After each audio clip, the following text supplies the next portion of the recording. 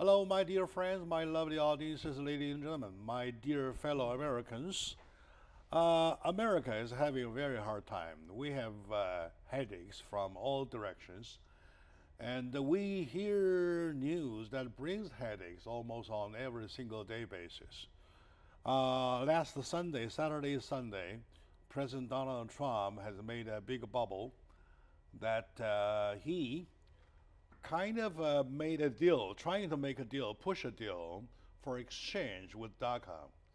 And with coming along with Daca, he brought a list of requests or list of exchange or bargaining chips for something like 70 of them. So we really do not understand. Lots of questions need to be answered.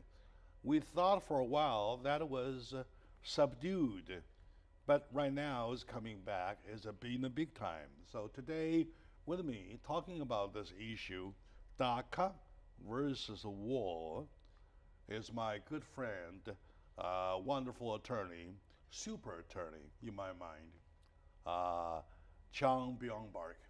Welcome to the show. Thank you.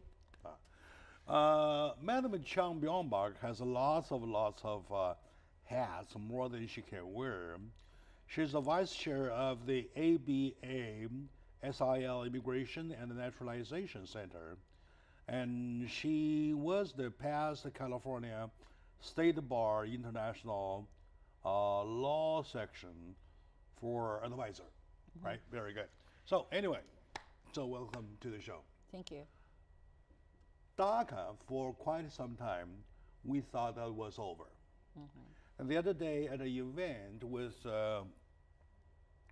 Congresswoman Napolitano for her immigration workshop, I met with an attorney, Hispanic attorney, and I was asking about Daca. She said, no, it's over. And even to professionals, they thought it was over. How come all of a sudden it comes back? And it comes back in a big time. Right. So do you have any advices about what's happening? Well, as I mentioned about it in my last show, I mentioned about, President Donald Trump, and want to suspend this program or terminate this program, and wants to throw this program back to the Congress, let them to come up with a new law to deal with this particular group. Yeah. And so now he figured it out, he can use this as a bargaining chip. As I said that before, sort of kind of anticipated. He wants to use this as a bargaining chip, say, hey, you know what, you want to keep these people there? No, there's the deal. You have to agree with my, plans. Yeah, I know. And reduce slash the legal immigrants by half, or built a great wall. All right. Yeah, built a great wall at the southern border. So I mean that it's not kind of surprise to me. And for what he has done in the past. Well, it is quite a bit of a manner to talk about, right? At one time when he met with Schumer and the Pelosi, both Schumer and Pelosi came out with a comment or a statement that we had understanding, that we had approach or something. It left a trail of to the public that something is over. That the argument is over. Daca is Daca, right? Daca is still going to be implemented, right? So all of a sudden, it is a comeback. Well, without the previous week, without the dinner with Schumer and Pelosi, there could be a different story. Right. But with Schumer and Pelosi, who brought out some kind of positive news, all of a sudden it goes the other way 180 degrees. I have quite a manner to talk about. What is this? I'm getting lost.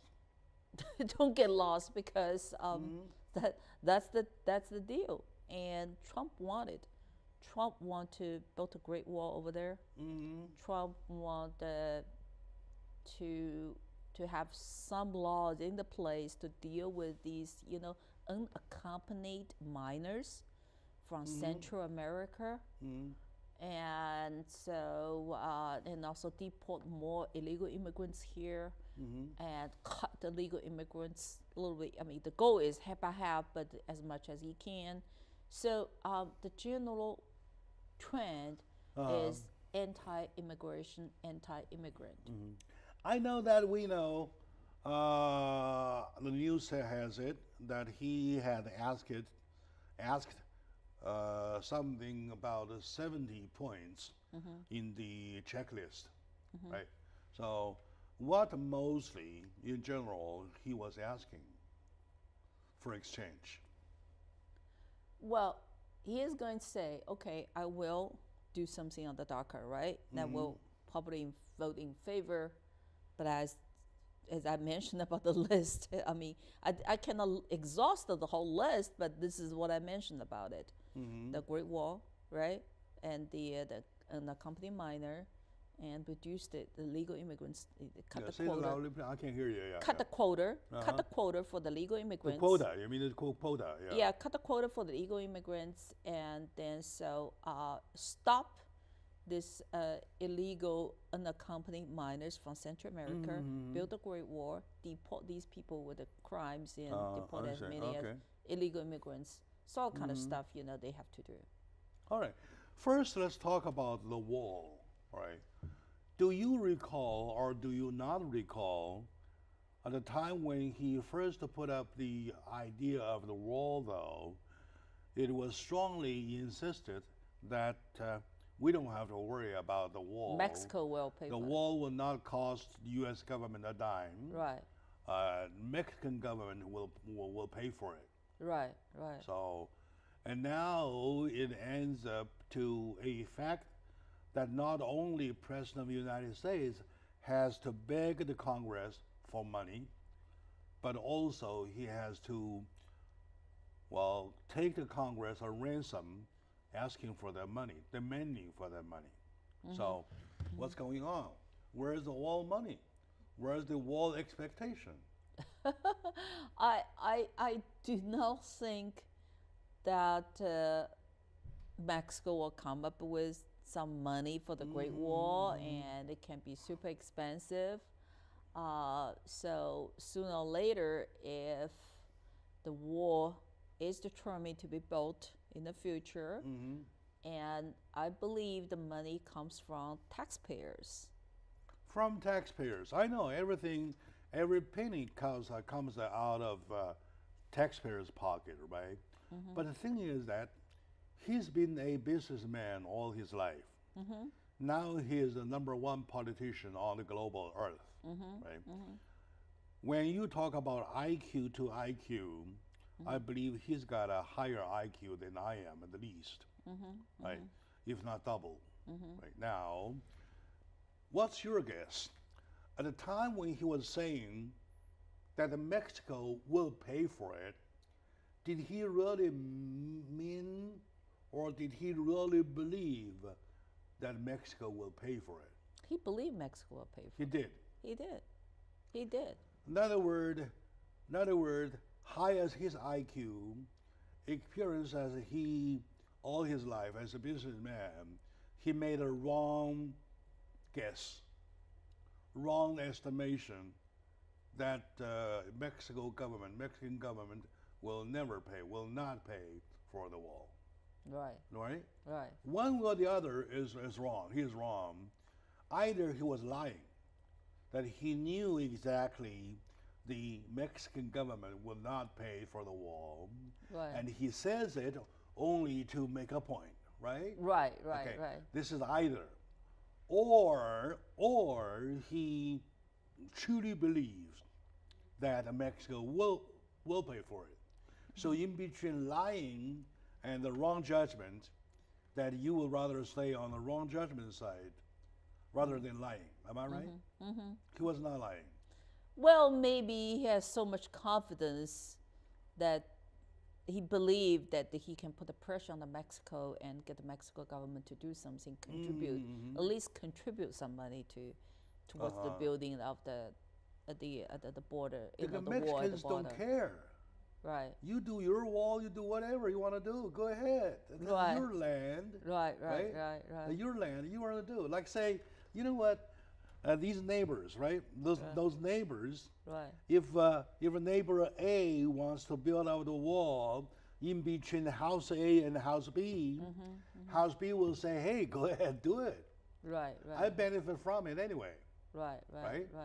So if you are asking me for money, right. I will say, "Go to hell." Right. Am I right? Right. So it's almost the same thing. Right. So now, not only the public know Right. that Mexico will not pay for the wall, Right. and President Donald Trump knows himself that the wall, is not coming out of Mexican money. So asking for Congress for money is the only way out. So now he's back asking. Am I right? Right. Okay, now. And like I said in the very beginning, not only he's asking, he's pushing, he's taking Congress on ransom, taking the Daca kids ransom. Right. For the money, right? Right. Okay, now, Right. my dear audience, we just want to make a point clear. By the way, I'm no longer a Democratic myself. I thought I was on the left-hand side, and I was pushed back to the middle of the road. I don't care who is who, left or right. I just see what's right or what's wrong. How about that, right? Oh, I agree with you. Yeah, very good. With me today is my good friend, attorney, wonderful attorney, super attorney in my eye, Chang Byung-Park. And we take a very little moment now. When we come back, we'll continue from that point on, please.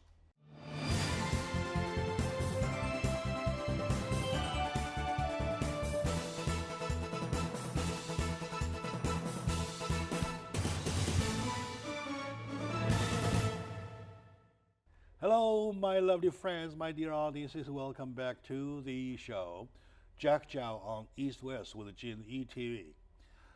Confusing, very confusing. I say super confusing.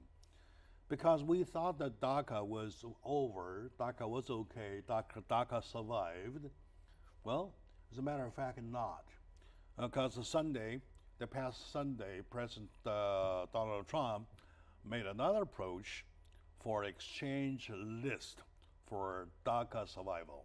All right. Well, we're trying to find out answers to those questions. The first exchange item was the wall, or is the wall, was the wall on the list, on his exchange list.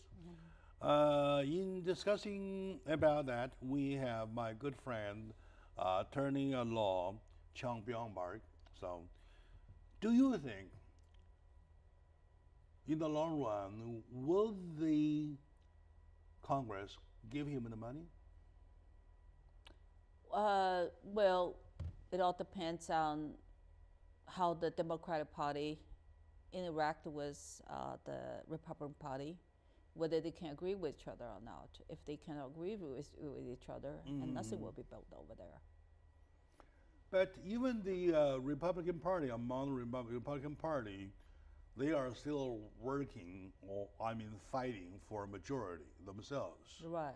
In other words, they cannot produce something that is commonly agreed upon by themselves. Right? It's only a bunch of themselves asking. Like this morning, when we heard, there's another new approach, which we will talk another time, talk about another overturn of Obamacare, right? And he says exactly the same thing, that he's working on some vote domestically with the Republican Party. Okay, next question. If you are not sure, or we are not sure about if the Congress, whether the Congress will give him the money, do you think Daca will die? Daca will not die, but my thought is that they will leave these bunch of people in the limbo. You know, that reminds me of the like a EB5 program. They always like a sunset on the September 30th for each every other year. What they do that and then they extend it. So if my guess is not wrong, either they will come up with a new law to legalize this Daca people, or they will come up with a temporary executive order say, will extend your status for 1 year or half year, whatever it is. Executive order has to be signed by President Donald Trump. Right. Right. He is in that case, he will be going against himself. He wouldn't do it. Well, he will never do it. Let's see what's going to happen. Even though he sometimes hit his own toes with his own rock. Right. But he wouldn't do it because he is the one who wants to terminate the program. Yeah, who wants to terminate Daca. Right. And he will never sign an executive order to survive Daca. But my suspicion is that this particular group of people will not be on the priority list to be deported. I'm pretty sure of that. It is. It is on the priority list because you're talking about a humanitarian issue, right? Yeah. Even this morning, before he started the news conference for Obamacare, he especially mentioned about the relief of the release of 3 Americans with the efforts of a Pakistan government, right? And he said exactly, the American image is there. The American image is being enhanced. People start to realize the American image. Now, if it goes back that way, though, he's hurting the quote-unquote American image that created by himself. So, right. Yeah. So now, it is such a strong humanitarian issue, right, that I believe if he dares to spearhead it with that, he will lose his own image. Right. Or let alone the American image. So, in other words, the Daca kids, whoever registered under Daca, shall remain in the United States, right? True. Legally or illegally, or as status quo, because they're expiring soon, right? Right. Expire what time? March, I think it's March 8th next year. Oh, the next year March. Yeah. Next They year already stopped accepting the applications. I believe it was October the 8th this year. They already stopped accepting the new application. Okay. So, question is that the Daca kids themselves, they might have to worry with the thing going swinging, right, left to right, swinging like that. Well, sort of kind of uncertainty for their lives. You know, some people they have the work permit, but what's going to happen in a year or two? Sort of kind of worry about the future, and so yes, they do worry about their future because they might. I mean, who knows what's going to happen in a year or two? They might be uprooted again in their life and thrown into their home country, which they have. Well, to them, I read about a statement from Congresswoman Napolitano, said exactly about this, saying that America, the only country they know as their homeland, right? Which is true. For somebody since 3 years old, living in one place, that place, well, say it is home, right, like that. So now, we try to understand the overall picture, right? The overall graphic. Talking about number one, Daca stands a very strong humanitarian issue. Anybody who tries to overturn it will look very bad. Right. Okay, now, on the other hand, you're talking about the money. Right. The money of the wall. Right. And it is nobody but you says that it will not cost the U.S. a dime. right? Somebody else is going to pay it. So Right. where's the money? And then Right. you're asking the Congress. Congress says, number. The Democrat will say, no, we'll not give you the money. Right, right, Right. right. And their own party, there's a little portion Right. of Republicans say, no, we Right. won't give you money. Right. So he ends up a minority. Right, right, right. Right. So altogether, putting all these together, are you saying that there's going to be another fruitless try? Well, I just, it's so unpredictable. I mean, as to Daca, right? The issue is so unpredictable because I believe the Congress will come up with something and the Republicans will oppose it. But I have a lot of confidence in that the government will come up with a new law regulating this particular group of people. I'm pretty sure. I believe there are sufficient number of Republican Party members will be in favor of this program as well. So you add these people with the Democratic Party, which majority of them will agree. So I do see there's a possibility for this bill, the law to be passed. I mean, I don't know how much Trump the negotiations he has done, but whatever the stuff he put on the table, I believe this is my personal belief, will not affect at all with the Daca deal. Daca deal will go forward. All right, okay. Now you kids back there who are registered under Daca, stop worrying about Daca because as you heard loud from my good friend, attorney at law Byung-Park, that Daca must succeed. It should Right. succeed, yeah. Should succeed. Don't worry about that. Well, in the long run, you will, right? Okay. And the good part is that if Congress made a law to rescue Daca, to legalize Daca, that will get Daca off the hook of being a bargaining chip, right? Right, it So, should not be a bargaining chip Yeah, it at should all. not be a bargaining chip. So you wouldn't want to pick anything that is signed into law already as a bargaining chip. So Trump will lose his bargaining chips. He Am I will right? not. He will not get enough people to support so-called the bargaining chips, but they probably some of the Republican Party member will try to use this opportunity and force the Democratic Party to give up on some of the grounds. But I don't know how much they can do about it.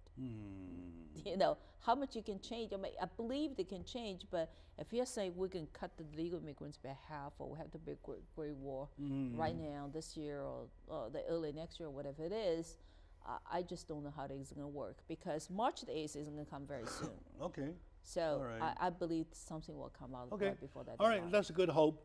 At least that leaves us some hope that Daca will survive. So, my dear audience, today we're talking about the political exchange between Daca/wall and many others. Joining me is my good friend, attorney at law Byung-Park. We'll take a moment now. When we come back, we'll check about the other exchanging point, such as a sanctuary state and sanctuary city. How about that? All right, very good. Stay with us. Thank you.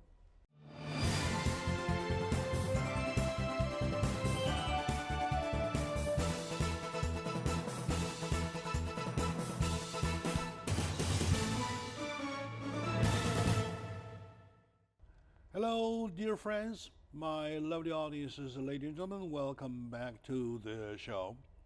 It's a discussion about Daca versus wall. Namely, this is created by the fact that the last Sunday, President Donald Trump made a big noise that he's going to ask the Congress for exchange of to satisfy his 70 points on a checklist before he will let the Daca survive. Right? No. With me today is my good friend Byung-Park, attorney at law. We're talking about the possibilities, the likelihoods of Trump's success. How much, right? So now, And the second biggest on his checklist, asking list or bargaining list, was that he was asking for the cut or the hold, the continual hold of the of federal money to secretary cities and secretary states. Right, right. Yeah. What's your comment on that, please? Well, I'm really concerned about that because literally California is a sanctuary city and Los Angeles sanctuary city. So if that kind of measure is going to come to effect, it will adversely affect my benefit, my business in Los Angeles, and I live in California. I think will affect each and every one in state of California.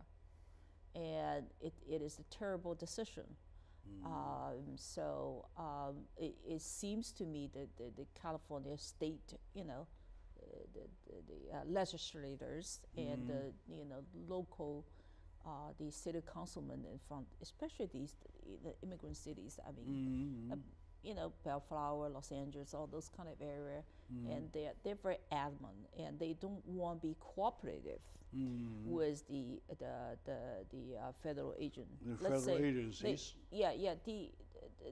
Well, Trump want the local authority, like the policeman, work with the immigration authorities, pour over these suspicious people, and ask them whether they have ID or not, and if they don't, then send them to the immigration detention center. Okay, first, we're going to check some legal ground, right? Right. As far as laws are concerned, U.S. laws and the state laws whatsoever, right. In a situation like this, the state law says one way and the federal law says the other.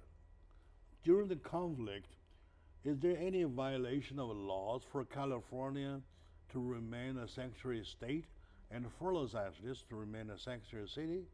Well, as a general rule, the federal law will kind of supersede or be a supremacy law over the state law if there is a conflict. So if it is not conflict, fine, So the U.S. law is a little bit different from the other country because you have a state law and you have federal law. So federal law is above state law. You cannot legislate any law that has a direct conflict against the federal law. But if there is a conflict, the federal law will control. That means federal laws will still be in effect. Yeah. However, how do you enforce it? Let me give you another example. So under the federal law, the buying and selling and growing marijuana is illegal.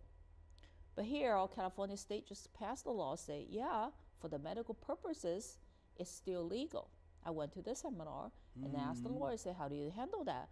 He said that the federal government, the drug enforcement agent, they stopped funding raiding these marijuana growers if they are growing the marijuana for the medical purposes. Let's do this. Is the state, at the state level, given the right to go against the federal laws? In other words, for California not to follow the federal laws, is that a violation? It is a violation. It is a violation. Law. It is. All right. Why California is still strong, sticks ahead strong to stay as a sanctuary state, and so is Los Angeles City. Well, I just say it's a reality that really counts. It's a reality that counts. What I really want to bring into your attention is that the reality is that we have so many illegal immigrants or undocumented immigrants, and then these immigrants contribute a lot to the economy. And I can't imagine life if you have to deport each and every, you call it undocumented person or whatever, the person who overstayed the visa, you will pay double or twice or three times for what you pay for if you go to a restaurant or buying something. All right. And that's the reality. They cannot afford to deport each and every one. All right. Because it just depends on the existence of certain number of immigrants. But I believe to a certain extent the federal government sort of kind of closed one eye on that because they know they cannot deport each and every one. So, but however, they are very actively, they just wanted more people in California and LA for these people who have committed crime before. I have no problem to deport those criminals out, Right. And to keep them inside is one thing. However, to keep them inside needs some kind of protections. Then there comes sanctuary city and sanctuary state. Right. And California, both California as a state and the Los Angeles as a city are very strong holding that fort. America City has said, and he re-emphasizes the fact that Los Angeles, city of Los Angeles, will remain a sanctuary city, which is so glorified. Now, knowingly, understandingly, that they are going against the law. Right. So will California and the Los Angeles city, in the long run, be in trouble? Might be in trouble, might have a conflict with the federal government. It's possible. And I still want to give them some time and to see how this is going to play out. But I do see, and definitely in California, Los Angeles, or these, San Francisco, in these cities with a lot of immigrants there, and the local government, they're not pursuing, and they're not actively going after these immigrants at all. Okay. They're not. Has there been, in history, the same stories, the same situation when the U.S. state goes against the federal, and of course later the federal brings a state to court? Has there been any history like this before? There are plenty of examples in the past. And so, but I just say, recently this immigration has become such a big issue there. So I mean, in the past we have different stories, right? In all kinds of stories, and even you think about it. In the past, we have the war between North and the South. That right? Some of the states want to sever from the federal government, and I heard some of the noise say California would want to secede from the federal government. That's extreme. I don't believe that doesn't happen. Oh yeah. But however, but the people in California got to pick and choose what they want to do. So, but I just say very ideal situation is that they have to comply with federal government a little bit, but it's not really 100% compliance because they cannot do that much. They say, okay, we leave some task force, we leave some police force for complying with the federal government, but this is so much we can do. But the problem is that it's not only a lawsuit, it is money involved. It is the money involved. And a lot of money. You're talking about because billions of money. they can withhold the federal grants. That's a lot of money. Yes. Then the money have to come from the people of California. California needs money, and Los Angeles needs money. And then tax your people. We have to tax people before the money gets here. Right. Have to raise the tax. Anyway, so it is so compromising, and it's so complicated, because we have probably compromised some time, because before California loses its money, federal money, so that you have to tax your own people to get over. We would say that to convince the federal government to let go of the money, that would be the best way to do. Do you think so? Right. All right.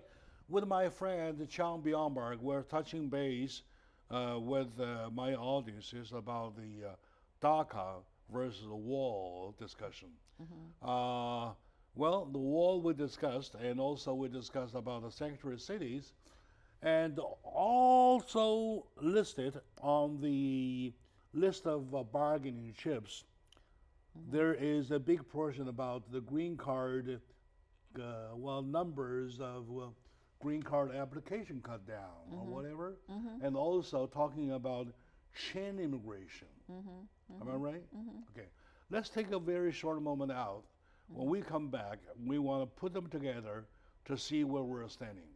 Suppose if you have somebody in the process, that is in the process of being immigrated here to this country, you're affected. Right. Right? So stay with us. We'll be right back, please.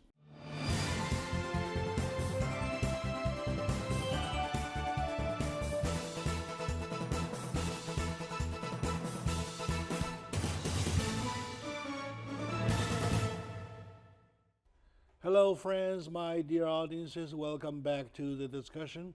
We have lots of questions that we have to ask for professionals for answer. With my good friend, Chang Byung-Park, we're getting some questions answered. Number one, when we worry about Daca for the survival this much, and the answer she provided was that Daca will, in the long run, succeed because it's a humanitarian issue. Nobody dares to go against it to lose the image, right? And number two, we're talking about the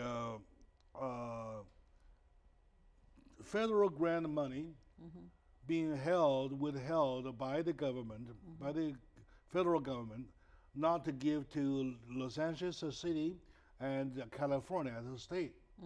And both California and Los Angeles are fighting to get the money back, something like that, right?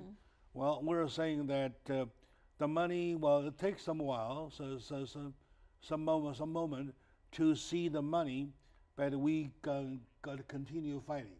Right. Now, thirdly, we need to check with you. Also mentioned in Donald Trump's statement that he will do the green card cut, and especially in the process of for those who are in the process of making. So, what's your take on that? Well, my take on that is that it's a terrible decision, and you cannot drastically reduce the number of the immigrants within the country right away without hurting the economy or the people who is in the middle of the immigration.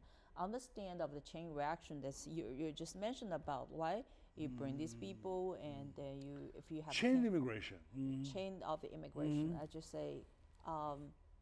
You came here, and then you started file for your brother, sister, parents, and then if you have 10 brother, parents, and then you have a spouse and a kid. I mean, you count out the numbers, and I offered my brother to come over here. Yeah, they cannot wait for more than 10 years. Yeah, he wouldn't do it. Yeah. And my sisters too. I said, come live with me. California is beautiful, but they say no because they're okay in China. Right. Yeah. All right. Right. Okay. Now, would the green card process be affected, please? I mean, in which way? I mean, because of Trump, right? Well, when we say affected, we're talking about delay, right? Oh yeah, we already gets delayed. I checked that, let's say EB-5, right? An investment immigration visa program. It used to take like 2 months, 3 months or something to approve the 526. Right now, it takes almost 2 years to approve it. And as to the 829, used to take about 90 days or 6 months to approve it. Right now, it takes almost 2.5 years.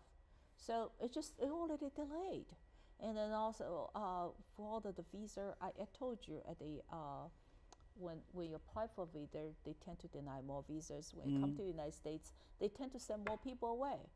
I just one most recent example I got is that the husband and wife, they come to the United States, they apply for the visiting visa. The wife gave birth to a baby here in the United States, and he plans to go back to China. By the way, she even doesn't want to stay here. So the husband hold the B2 visa, want to come here and take care of the wife, and he was sent back by the CBP. You say, hey, you know what? He failed to disclose the real intent of coming to the United States. When you apply for visiting visa, you say we can come and make a tour. That I may have to agree to some extent. Right. Because you are talking about not closing the door, no more immigrant at all, right?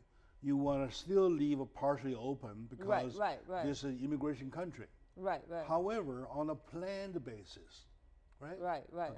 We plan certain numbers. The number may be big, the number may be small, whatsoever. You have each number quota for the year. That I don't see a problem. Yeah. So he hasn't put out the quotas there, but the problem is that greatly slashed the number of the quotas for each category, or they want to cancel the brother and sister group. They want to cancel. They even don't want to get the green cards for these people who petition for the immediate family members. Let's say that's going to be affect the Chinese group a lot as well. I mean, not only the Chinese, some the people from the other parts of the world, because we saw it as a virtue to take care of our older parents and let them live with us rather than die in the senior home. So the way that we do is that we immigrate them here and put them in the in the same building that we stay, and then take care of them. But this is something you can do. However, let's say, but if he does cancel that kind of visa category, that means these people cannot come here for the green card. They can. These brother and sister will be out. Totally out. It's not reduced, it's totally out. And then so not only that, he wants to slash the number of the visa slots, the visa quotas. EB5 also he also mentioned, right? Not the EB5 is just a delay. EB5 they will not reduce the members, but I'm talking about some other stuff. They want to reduce the visa numbers. The visa, the quotas, but in that way, so we probably in the future will affect the economy. Means if they reduce the E2 or E3 or E1 visa, you don't get enough skilled or high talented people get to stay in the United States. So think twice what he want to do. I mean, I don't know, but it's Trump. Yeah. This part, and I believe that Donald Trump has some kind of ground. As a president of the United States, he has to be sure that he's in charge of the thing. Right.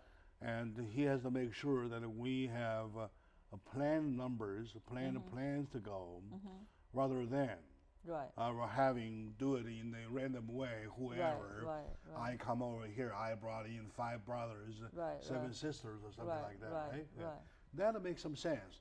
What does not make sense is that Trump, how is he going to deal with the 11 million people here already in the United States? We agree that partially of it are Daca kids, right? So that the Daca kids are protected. You're saying nothing going to happen to Daca. And partially from the 11 million, some criminals, which we all agree that send them back home, deport them, right? So now the leftover, which is of course again the majority, what are we going to do with them? Sooner or later, they deserve something. Will they get the something, please? Well, my thought is that the leftovers for the 11 million, and they might get sort of kind of temporary relief. I wonder if probably they will not they will not legalize them at all, because they will, give the incentive for these illegal immigrants. In the long run, you really have to. But right? If you they give them, go ahead. They can't give them the work permit like what they have done to the all right. Daca. It makes sense. And so kind they can have a driving license, they can have a job. But my problem is that if you deport these people, it's almost impossible. 11 million, give me a break, right? So where the San Francisco and the Los Angeles Immigration Court, they're scheduled cases 2 or 3 years away. Now clearly we stretch ourselves too much, so we cannot deport them right away. And second, what we can do with these people, we can deport them. So if we don't give them any work permit, so that means they cannot legally work. If they're not working, what they can do? End up in street crimes. They have steal, rob, and so they have mouths to feed, right? So rather than let them stay in the darkness, I would just say, can we do something? If we cannot deport them, of course. Can we bring them into the light so they can buy their car insurance, don't do the hit and run, so they can have a job, at least they can earn their money legally, they can pay the tax, and so they walk out of shadow. That's my point. As long as they stay their way. If they stay away from the crime. Yeah, remain law-binding. Right. Without having to touch laws, never go beyond the border. Right. And stay here. Sooner or later, my take, sooner or later they have to get a pass, a green card, and later they can even becoming a U.S. citizen. I don't see. You have to do it. I totally. You don't think so? I'm dead sure on that. They are not going to get anything. But however, they will be allowed to stay in this country. Sure. Because they cannot deport them. They stay in the country. Now, in the country, you should have a status quo of legalized immigrant and illegalized immigrant, right? You mean illegal immigrants versus legal? Yeah. Yeah. Legal versus illegal. Right. So both group of people keep on making babies, right? And then giving it 100 years, you're going to have half of the nation legal and half of the nation not legal. Am I right? Well, I'm just saying, I really don't know. I don't have crystal ball. I don't know what's the future. However, if this legal immigrants start to have babies, of course, their babies are U.S. citizens. The illegal immigrants, and they have babies here, they are U.S. citizens. My bets, to a certain point, they might change the constitutional law. They're going to say if your parents are not legal in the United States, your kids will not be considered as a U.S. citizen. Or if you're immigrants here, you don't have a green card, if you have a baby born in the United States, you will not be considered a U.S. citizen. Okay. Sooner or later, when you come to the stage where they threaten the existence and the voting power of the majority of people here, and something will come out. In other words, with out of the more than 70 items on the checklist, President Donald Trump is not likely to get anything from it. Well, he's going to get something out of it, but not all of it. I just, my belief is that yes, they probably will put some money there rather than build a super big wall. They have to build some wall in some area that had the problem of the serious problem of the immigrants, the illegal immigrants, and they will probably invest some money into the, to stop the smuggler, or punish the smugglers, and for bringing these the unaccompanied minors at the border. They will do something. They cannot totally cut out of it, but I think they will be. Is that a picture that you describe? Some pictures that Donald Trump would accept? Except for what? The Daca? I mean, what you were describing sounds like a general picture. Right. In the whole immigration area. Right. Would that picture be accepted by Donald Trump? He would never accept any sort of kind of immigration. The big, if you are big on the immigration, you will never accept the idea. I just, but however, unfortunately, whatever it is, the government is not run by himself. It's run by the people, and have congressmen and legislators, and have federal court judges, and so it's sort of kind of it does not really go 100% Trump's way. So it'll be very interesting to see what's going to happen in the future. But I'm pretty sure, and we literally cannot deport this 11 million people, and we cannot. Nobody has the intention of I know some people want to legalize them, but then majority of people don't want. So these people are in the limbo, and these are the problem there, because they are in sort of kind of gray area. And what are you going to get them to do? They don't have a work permit, and then they have to buy a fake social security number, right? They have to buy fake ID to have a job. Now, if they commit a crime, how are you going to trace it down? It's a fake ID, fake something, and everything is fake. Crime-wise, they are talking about misdemeanors to disinclude misdemeanors. Namely that if those people offended the laws, but in a small way, that's defined only a misdemeanor, would they be considered a criminal or not criminal to stay with the benefit? I didn't understand your question. No. Now, they're talking about a serious criminal, right? I mean, you mean the felony or misdemeanor? Felony and misdemeanors. The felony, well, whoever commits the felonies are deportable. Right. And so, I mean, the misdemeanor. Right.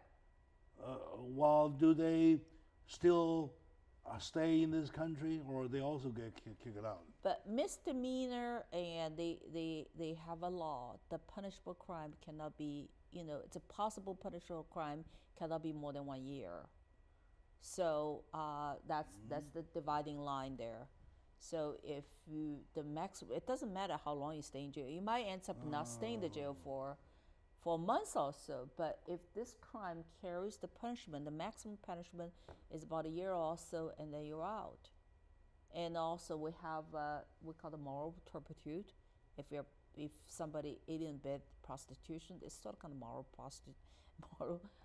turpitude, and then you're gonna have an issue. But I just bring this into the light, and so you understand what I'm saying, where I come from. So in other words, they can be compromised a little bit, right? Right. If you're not a serious felon, you probably, pay some fines, you still get your pass. Right. Okay, very good. All right, we touched all the areas. None of the areas sound so risky at this very moment, right?